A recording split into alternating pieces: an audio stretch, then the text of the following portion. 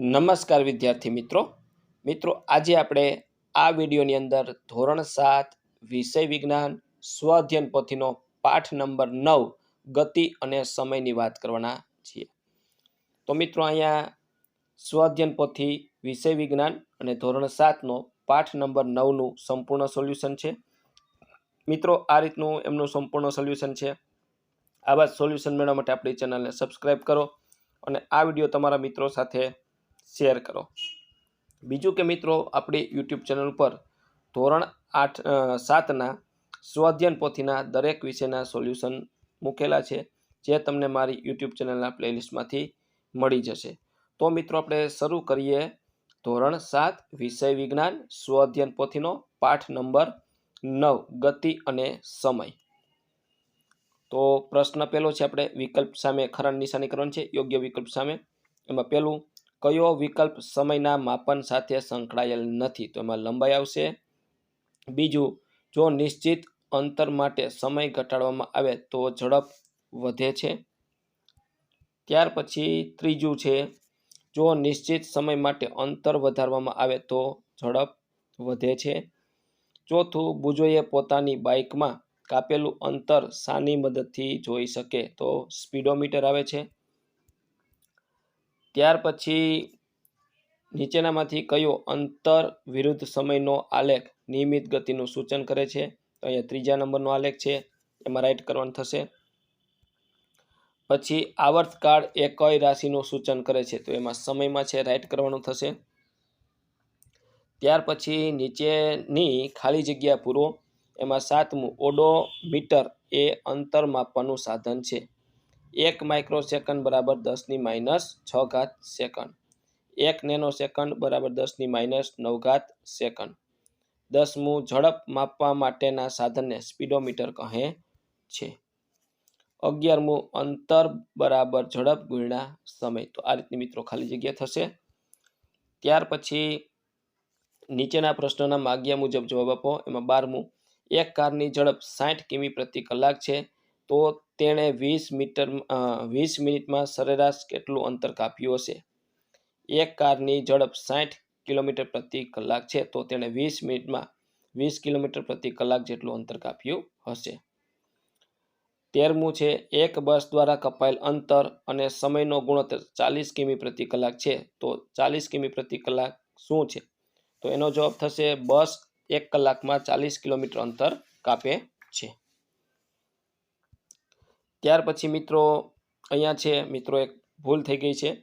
13મો ક્રમ છે ડબલ વખત આપી દીધેલ છે, જેથી સરેરાશ ક્રમ છે એ બદલાતો રહેશે, કારણ કે અહીંયા 13 છે, ફરીથી પાછું 13 લખાઈ ગયું, એટલે તમારી જે બુકમાં 14મો પ્રશ્ન છે એ 13મો પ્રશ્ન થશે। જો અંતર વિરુદ્ધ સમયનો આલેખ સુરેખા હોય તો તેની ઝડપ વિશે તમે શું અનુમાન કરશો?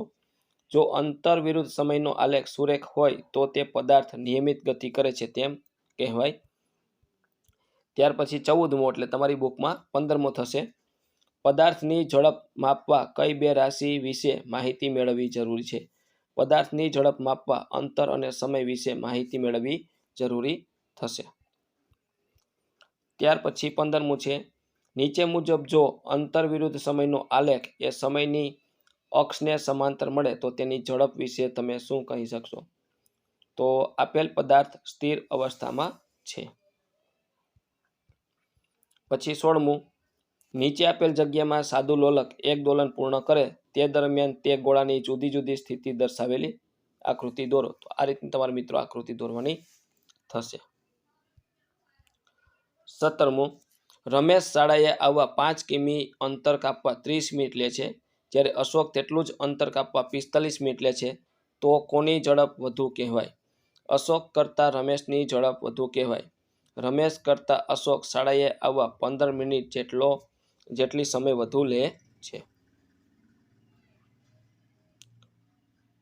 18મું, નેહાને તેના ઘરેથી શાળાએ જવા માટે 30 મિનિટનો સમય લાગે છે અને તેની ઝડપ 3 મીટર પ્રતિ સેકન્ડ હોય, તો તેના ઘરથી શાળા વચ્ચેનું અંતર શોધો।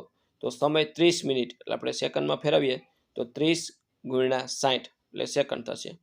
હવે ઝડપ છે 3 મીટર પ્રતિ સેકન્ડ છે, માટે અંતર બરાબર ઝડપ ગુણ્યા સમય, તો આપણી ઝડપ છે 3 ગુણ્યા સમય છે 30 ગુણ્યા 60 એટલે 5400 મીટર થઈ.